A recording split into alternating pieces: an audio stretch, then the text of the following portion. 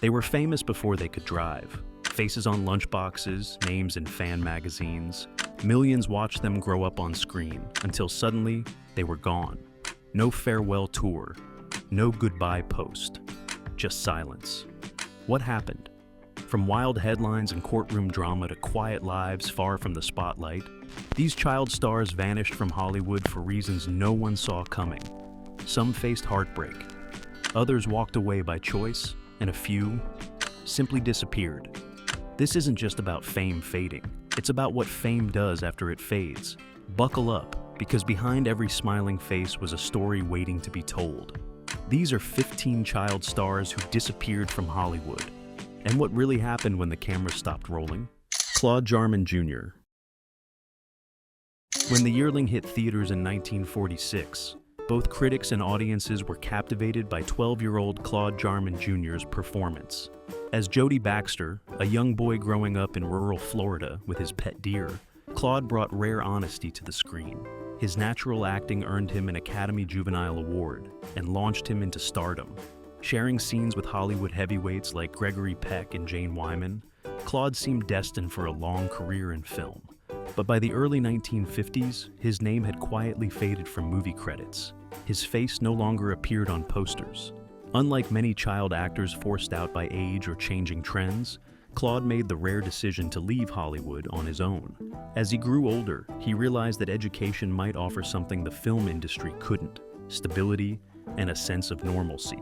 After starring in well-received but less popular films like Intruder in the Dust, Claude returned to his home state of Tennessee. Instead of staying on studio sets, he chose to finish high school with kids his own age. After graduation, Claude enrolled at Vanderbilt University. He never chased a comeback or clung to the fame he once had. He served in the Navy and eventually settled in San Francisco. There, he took on a very different role: executive director of the San Francisco International Film Festival, a position he held for 15 years. Today, at 89, Claude Jarman Jr. lives a full life surrounded by family. He gives the occasional interview, reflecting on his brief but meaningful time in Hollywood. Claude's story is a rare one among former child stars. Instead of fighting to stay relevant, he walked away early and never looked back. His decision to choose education, service, and privacy over fame offers a quiet contrast to others who tried to hold on to the spotlight long after it had dimmed, often with painful results. Bobby Driscoll. Bobby Driscoll wasn't just another child actor, he was Disney's very first contracted child star. He voiced Peter Pan, starred in Treasure Island, and by the age of 12, he had already won a special Academy Juvenile Award for his performances in The Window and So Dear to My Heart. With such a strong start, his future looked bright. But puberty hit Bobby hard. His soft, boyish face, once his greatest asset, began to change. Acne left visible scars, and his features lost that youthful charm. Walt Disney, who had once treated Bobby like a son, ended his contract suddenly in 1953. Just 3 years earlier, Bobby had been the lead in Treasure Island, one of Disney's major live-action hits. Some inside the industry said Bobby had become difficult to work with, but the truth was much sadder. He simply no longer looked the part Disney wanted. At just 16, he was labeled washed up and cast aside. That rejection sent Bobby into a downward spiral. He turned to drugs and started getting into trouble with the law. His parents, unsure how to help him, placed him in a rehab facility.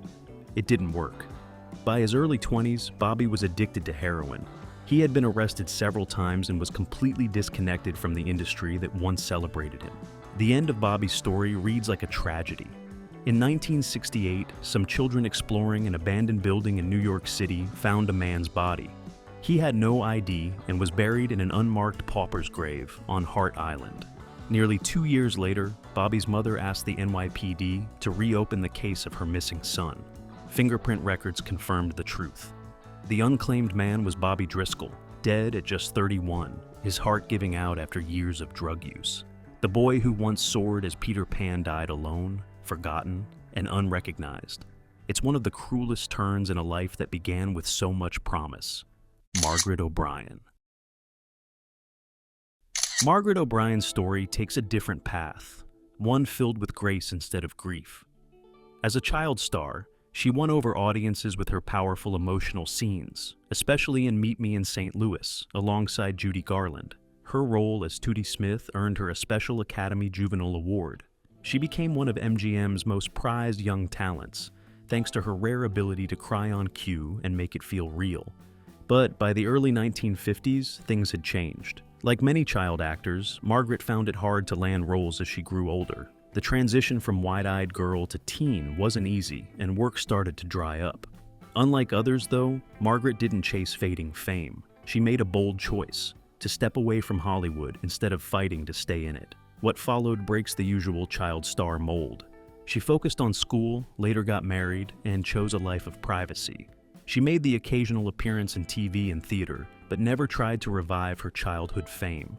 Today at 87, Margaret lives quietly in California. She avoided the financial troubles that plagued many child stars and stayed out of scandal. She remains one of the last living links to Hollywood's golden age.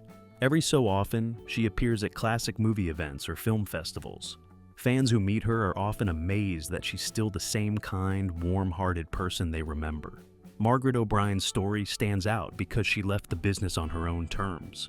She wasn't pushed out by a changing industry or personal decline.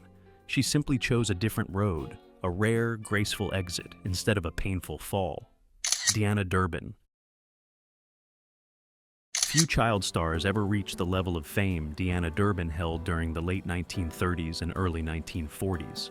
With her beautiful soprano voice and wholesome charm, she became one of Universal Studios' biggest moneymakers. So successful, in fact, that she was credited with saving the studio from financial collapse. At the height of her popularity, her fan club was said to be the largest in the world. By 21, she was the second highest paid woman in America, just behind Bette Davis, earning $400,000 per film. Then, at the peak of it all, Deanna shocked everyone. At just 27, she announced she was retiring from acting, for good. She walked away from a $200,000 a year contract and left Hollywood behind. After finishing her 21st film, For the Love of Mary, in 1949, she disappeared from the public eye. Deanna moved to a small village near Paris, France, with her third husband, producer Charles David. She spent the next 64 years living a quiet, private life. She gave almost no interviews and turned down every offer to return to the stage or screen. Her exit was so complete that many people today don't even recognize her name, despite the fact she was once one of the most famous women in the world. When asked years later why she left it all behind, Deanna gave a rare and honest reply. She said, "I was never happy in Hollywood. I couldn't deal with the unreality of the life I was expected to live." She felt trapped by the studio image of the forever smiling girl next door. No amount of money, she said, could replace the freedom and privacy she gained by walking away. Deanna lived in France until her death in 2013 at age 91, never returning to the spotlight. Her story remains one of the most dramatic and complete self-exits in entertainment history. In choosing peace over stardom, Deanna Durbin showed that sometimes the biggest act of courage is simply knowing when to let go. Tommy Rettig. In the 1950s, millions of American kids knew Tommy Rettig as Jeff Miller, the first boy to share the screen with the beloved collie Lassie.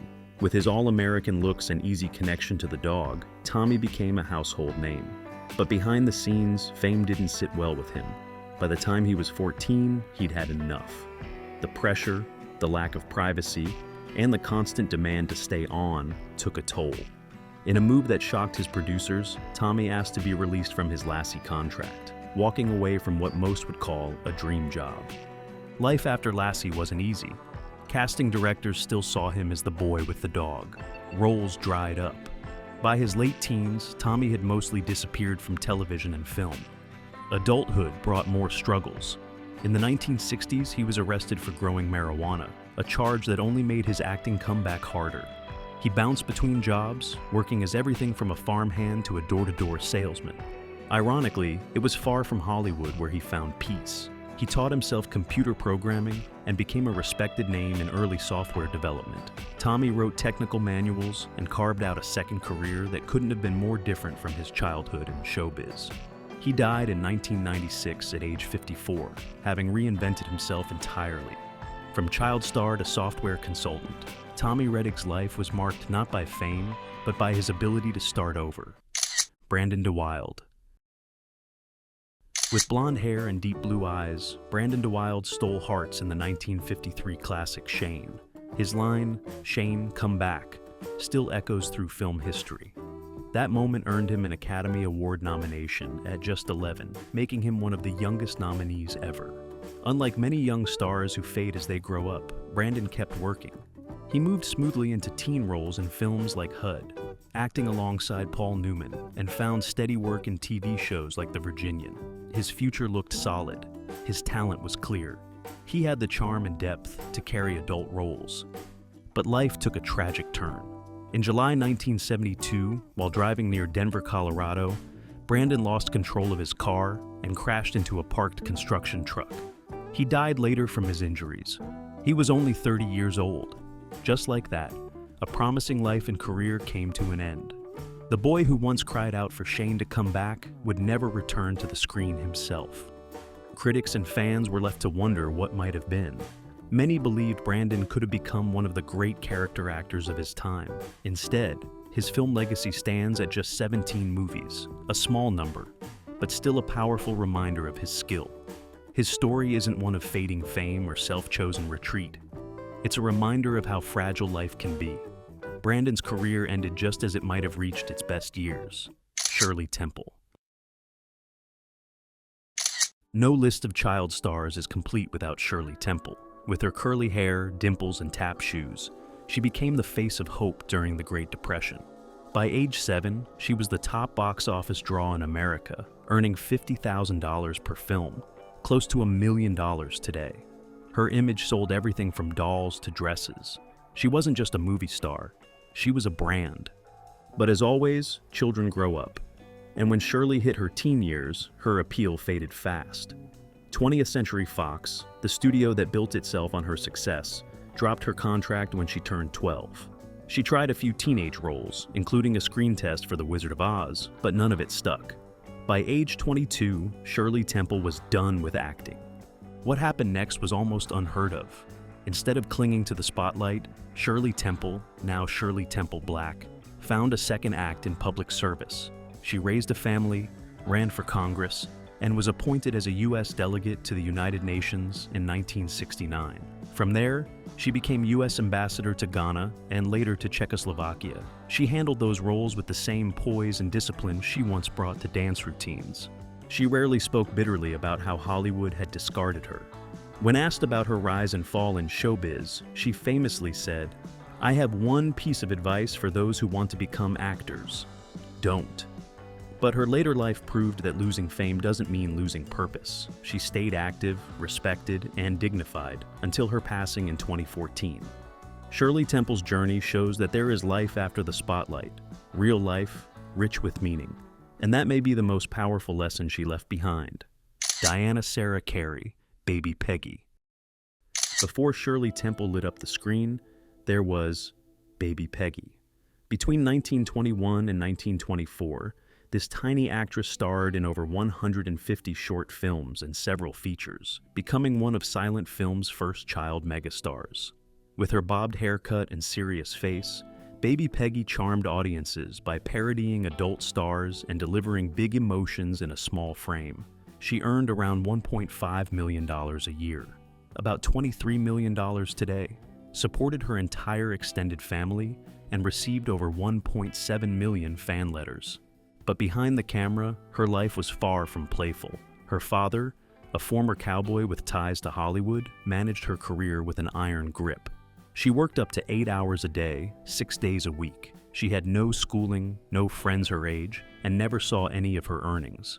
When she cried on set from exhaustion, crew members were told to press ice cubes to her face until she stopped. It was a brutal start to life. By 1925, everything collapsed. Her father's constant clashes with producers led to her career being cut short. The money vanished thanks to poor investments and reckless spending. At just 7 years old, Baby Peggy was out of work and out of luck. She returned to the stage, touring in vaudeville to keep her family afloat until the Great Depression crushed that path too. As a teenager, she changed her name to Diana Serra Cary to escape the shadow of her old identity. She took on normal jobs and lived a quiet life, trying to make sense of what had happened to her. It wasn't until decades later, in her 70s, that film historians rediscovered her. She embraced the interest and began speaking publicly about the exploitation of child actors. She lived to be 101, passing away in 2020 as the last surviving silent film star. In her later years, Deanna became a respected author and activist, using her painful past to push for better protections for young performers. The girl once known as Baby Peggy ended up playing her most important role as Diana Serra Cary, historian, writer, and a steady voice for child actors' rights, Scotty Beckett. With his sideways newsboy cap and cheeky grin, Scotty Beckett became a fan favorite in the Our Gang comedies. As one of the original Little Rascals, he had that natural charm you just can't teach. Hollywood noticed. He soon landed roles in major films, often playing younger versions of stars like Spencer Tracy and Frederick March. His big break, playing young Al Jolson in The Jolson Story. Through the 30s and 40s, Scotty kept working, rare for a child actor. As a teen, he joined the cast of Rocky Jones, Space Ranger, and it looked like he might just beat the child star curse. But his off-screen life told a very different story. When Scotty was 14, his father died, and that loss sent him into a tailspin. He started drinking. Then came prescription drugs. By his late teens, his life was spiraling fast. In the 50s, things got worse. He went through multiple marriages, got arrested for drunk driving and writing bad checks, and watched his career crumble. Hollywood shut him out. In 1968, after a serious beating under murky circumstances, Scotty checked into a nursing home. Just 2 days later, he was found dead from a barbiturate overdose. He was only 38. Officials called it a probable suicide, but some questions remain. Scotty Beckett started as a boy who made people laugh during the Great Depression, but behind that cap and smile was a kid carrying deep pain. His story is a harsh reminder of what early fame can take from someone when no one's watching out for the child behind the star. Freddie Bartholomew. In the 1930s, Freddie Bartholomew was Hollywood royalty. With his crisp British accent and polished manners, he became MGM's answer to Shirley Temple. He starred in classics like David Copperfield, Little Lord Fauntleroy, and Captains Courageous, showing a dramatic range way beyond his years. At his peak, he was making $2,500 a week, a fortune during the Great Depression. But Freddie's real childhood was far from the fairy tales he starred in. Born into poverty in London, he was sent to live with his aunt, who brought him to America and guided his acting career. Just as he found fame, his biological parents reappeared, launching a bitter custody battle. It wasn't love, they wanted access to his money. The lawsuits dragged on and ate up much of his earnings. As he grew older, his appeal faded. Audiences moved on, and so did MGM. They dropped his contract when he was just 14. But Freddie didn't fall apart. He served in the Air Force during World War II, then made a bold pivot into advertising. He started small as a TV sales rep and worked his way up to become an award-winning director of commercials in New York. Most of his co-workers had no idea he'd once been one of the biggest child stars in the world. Freddie rarely talked about his acting days. He wanted to be known for what he built, not what he'd lost. He died in 1992 at age 67, not as a washed-up star, but as a respected executive with a quiet dignity. Freddie Bartholomew didn't just survive fame, he outgrew it. And in doing so, he gave other former child stars a rare blueprint for how to let go of the spotlight without losing yourself. Jackie Coogan.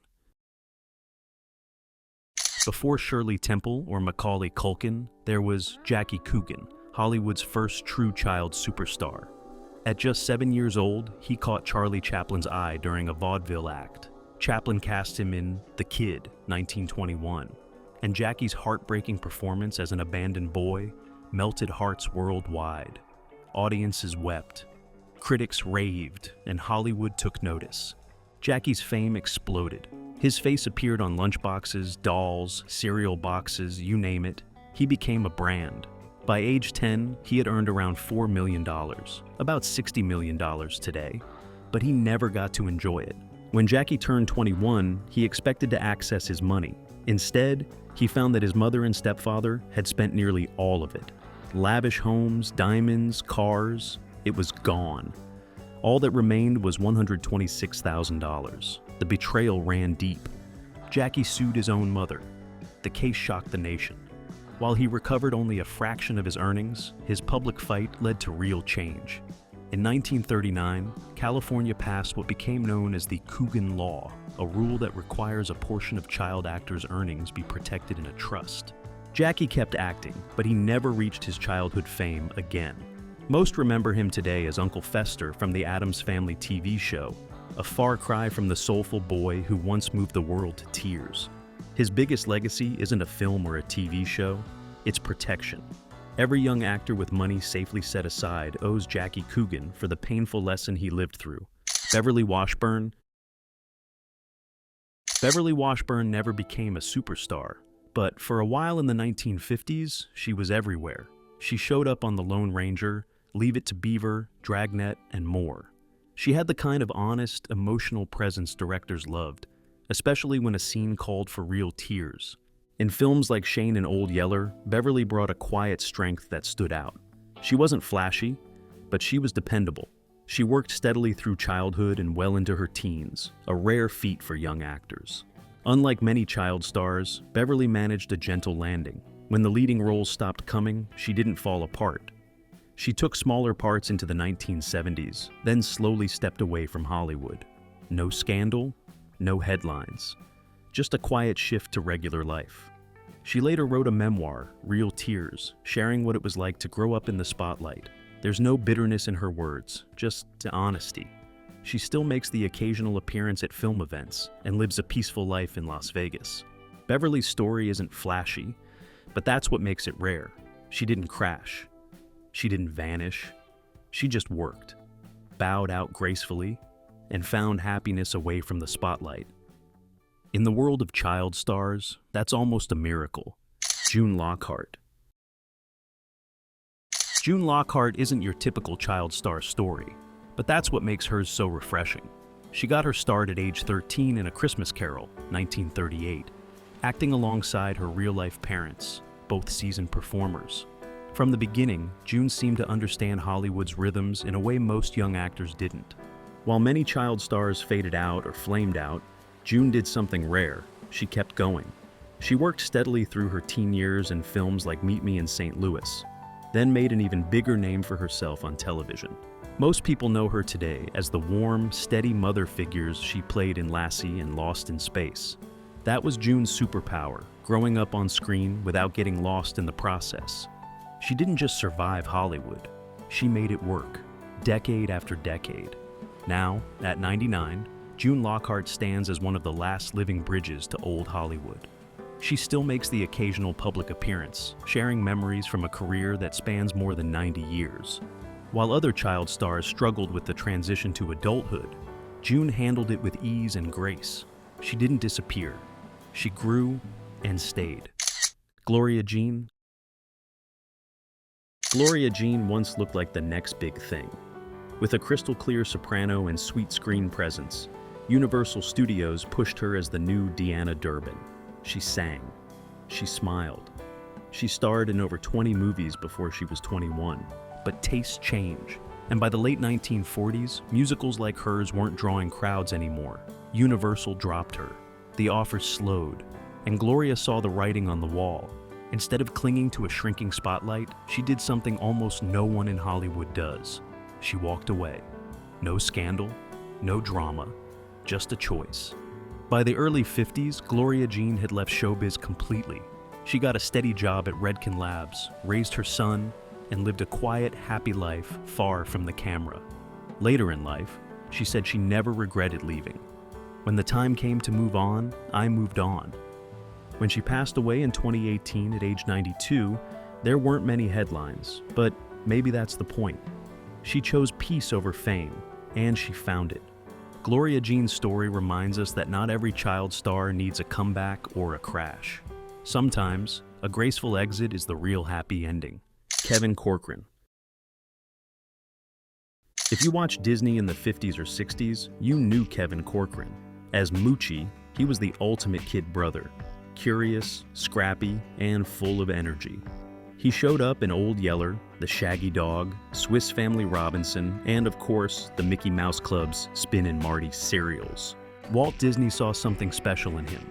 Kevin wasn't polished or perfect. He was real, and that made him stick. But Kevin was smart. He knew the kid roles wouldn't last forever. So instead of chasing more acting work, he shifted gears.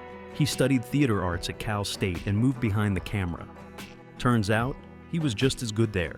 Kevin went on to build a long, steady career in TV production. He worked on hits like Quantum Leap, Baywatch, and Murder, She Wrote. His background as a child actor helped him understand actors, especially younger ones, in a way few directors could. When Kevin passed away in 2015 from colon cancer, he was 66. His legacy? 2 solid careers, one in front of the camera and one behind it. Most child stars don't get one good run. Kevin had 2, quietly, steadily, successfully.